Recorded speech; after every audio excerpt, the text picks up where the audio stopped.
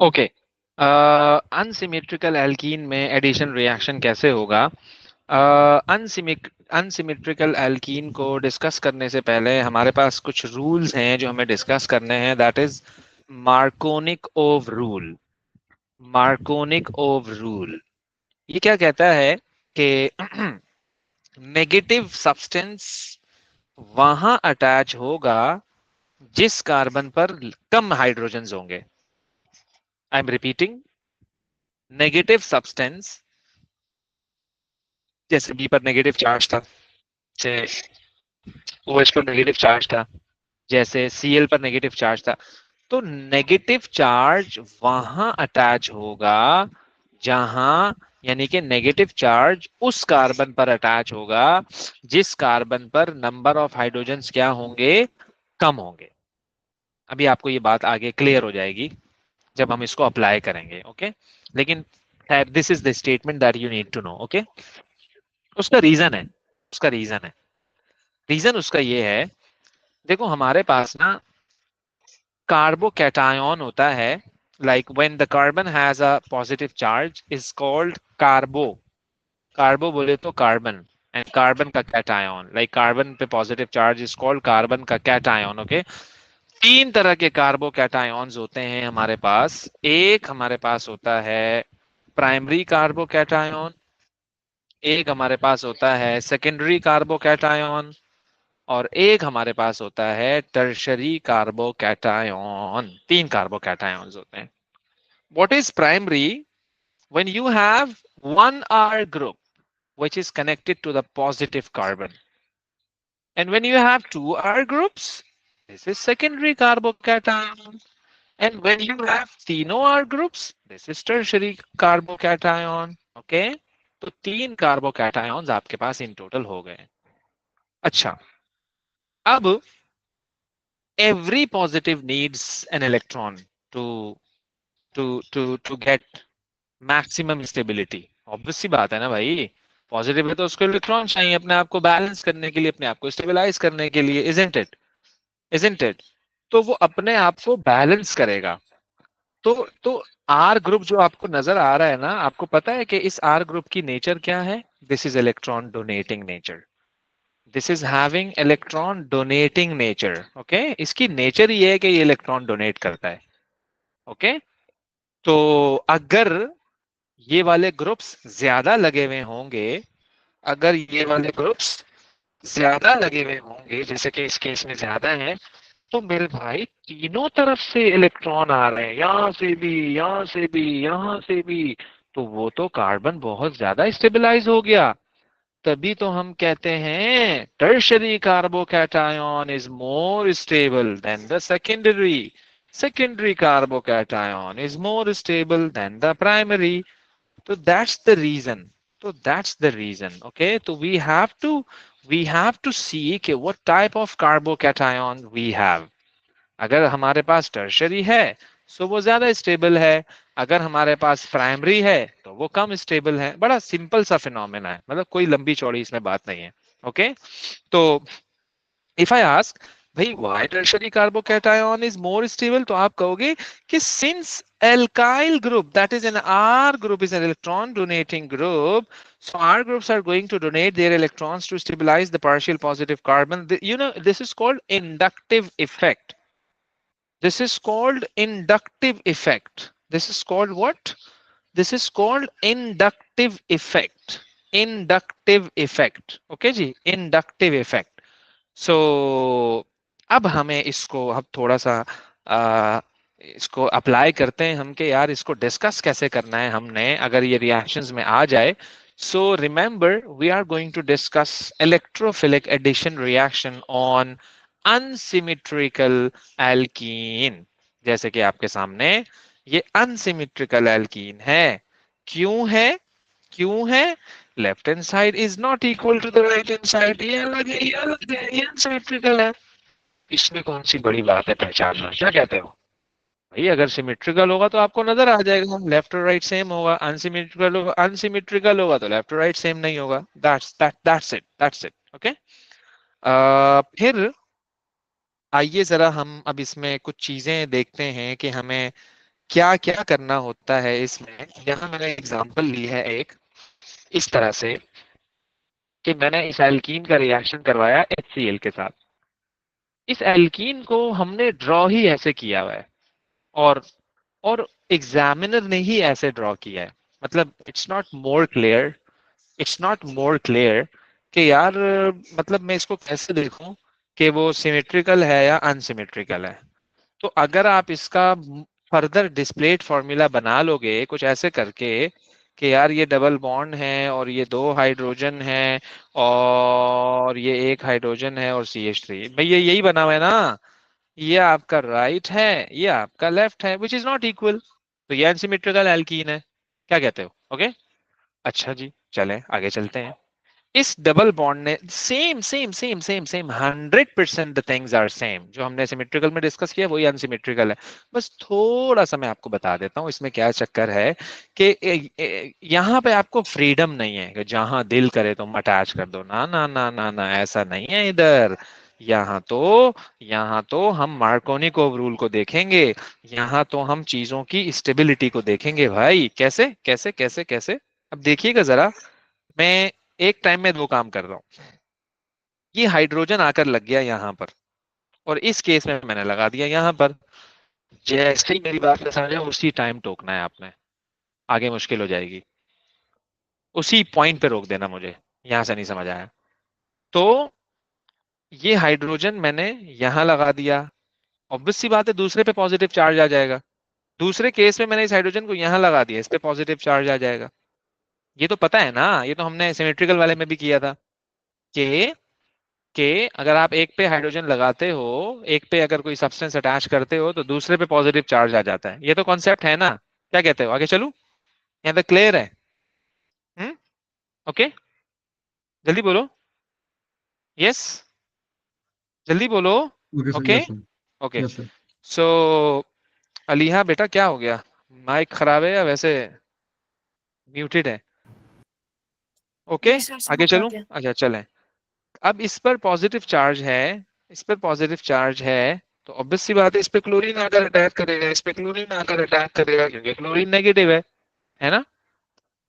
Unsymmetrical को पढ़ने से पहले सिमेट्रिकल लाजमी पता होना चाहिए, क्योंकि मैं आपको लग रहा है ना मैं थोड़ी थोड़ी चीजें स्किप कर रहा हूँ। मैं अब आपको ये नहीं बता रहा कि इसमें नेगेटिव क्यों आया, क्योंकि हमने ये उसमें डिस्कस कर चुके हैं। तो बेसिकली इट्स अ पार्ट 2। तो पहले सिमेट्रिकल पढ़ना है फिर अनसिमेट्रिकल पढ़ना है। तो अब ये चीजें हमने पहले से पढ़ी हुई है। जो डिफरेंस है हम वो यहाँ डिस्कस कर रहे हैं। वो डिफरेंस क्या है कि हमें देखना पड़ेगा ये पॉजिटिव और ये पॉजिटिव, कार्बोकैटायन कार्बोकैटायन, ये प्राइमरी है ये सेकेंडरी है। कैसे पता लगा, कैसे पता लगा? इस पॉजिटिव कार्बन के साथ दो हाइड्रोजन हैं, इस पॉजिटिव के साथ दो हाइड्रोजन हैं। दो होंगे तो प्राइमरी होगा, एक होगा तो सेकेंडरी होगा, एक भी नहीं होगा तो टर्शरी होगा, है ना। तो जो ये वाला पॉजिटिव चार्ज है, जो ये वाला कार्बोकैटायन है, इसके साथ तो दो हाइड्रोजन है, ये तो प्राइमरी कार्बोकैटायन है। और जो आपके पास ये वाला पॉजिटिव सेंटर है, कार्बोकैटायन है, इसके साथ तो एक हाइड्रोजन है। तो भाई this is secondary carbocation. So this is secondary carbocation. So means that secondary तो ज्यादा स्टेबल होता है as compare to the primary, secondary तो ज्यादा स्टेबल होता है as compare to the primary. तो जो तुम्हारी ये वाली प्रोडक्ट बन रही है ना, ये मेजर है। और जो ये वाली प्रोडक्ट बन रही है ये माइनर है, क्योंकि जो माइनर वाली प्रोडक्ट बन रही है वो एक अनस्टेबल वाले रूट के थ्रू आ रहा है, और जो मेजर प्रोडक्ट है वो स्टेबल रूट से आ रहा है। भाई ये डिफरेंस है, ये डिफरेंस है कि कौन स्टेबल रूट से आ रहा है और कौन लेस स्टेबल रूट से आ रहा है। So we need to know the nature of the carbocation, whether the carbocation is primary, whether the carbocation is secondary, and whether the carbocation is tertiary। तभी तो हम डिसाइड करते हैं कि माइनर कौन है, मेजर कौन है। ओके, यस,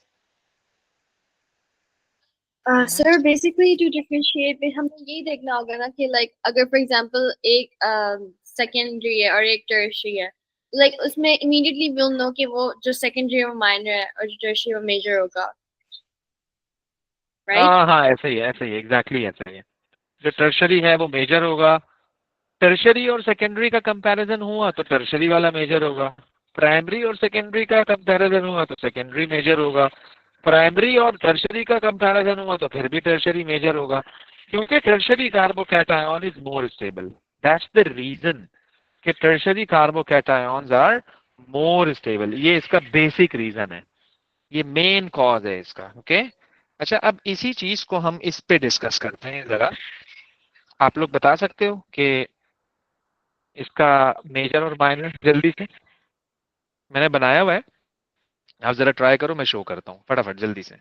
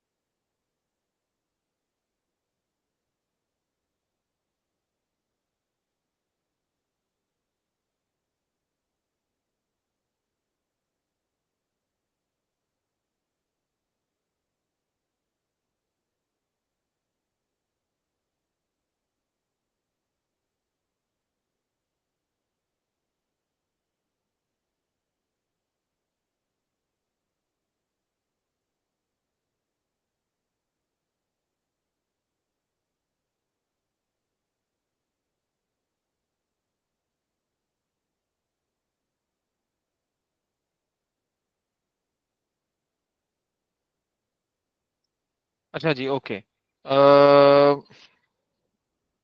अब देखो जरा कि आपने ऐसे ही किया है।